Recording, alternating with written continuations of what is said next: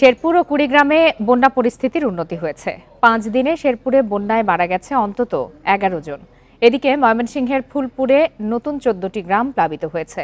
সকাল থেকে বৃষ্টি হওয়ায় বন্যা পরিস্থিতির অবনতির শঙ্কা করা হচ্ছে। তবে নেত্রকোনায় বন্যা পরিস্থিতি অপরিবর্তিত রয়েছে। শেরপুরে বন্যা পরিস্থিতির উন্নতি হলেও কমেনি দুর্ভোগ। ভোগাই, চেল্লাখালী, মহারশী ও সোমেশ্বরী নদীর পানি কমলেও বাড়ছে ব্রহ্মপুত্র, দশানী, মিগি নদীর পানি।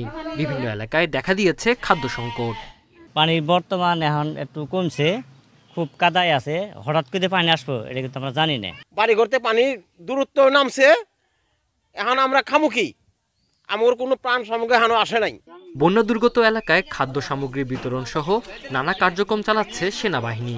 এই 5টি উপজেলার দুর্গম এবং সকল ধরনের কবলিত এলাকায় আমরা ত্রাণ কার্যক্রম এবং রেস্কিউ অপারেশন করছি। প্রতিদিনই আমরা আমাদের সামর্থ্য অনুযায়ী মানুষকে ড্রাই খাবার এবং রান্না করা খাবার দিচ্ছি।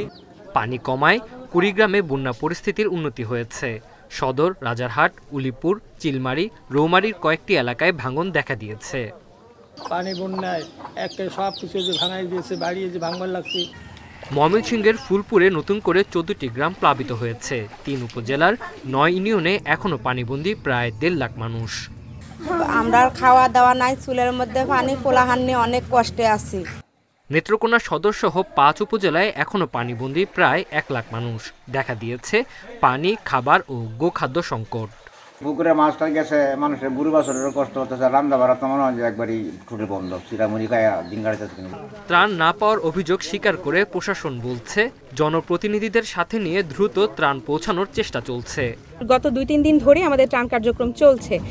কিছু হয়তো অভিযোগ থাকতে পারে, আমরা সেই অভিযোগটি প্রত্যেকটিকে আমলে নিচ্ছি এবং আমরা চেষ্টা করছি আমাদের স্থানীয় জনপ্রতিনিধিদের এবং গণ্যমান্য ব্যক্তিদের সাথে সকলের সহায়তায় আমরা আসলে এই দুর্যোগটি মোকাবেলা করার চেষ্টা করছি।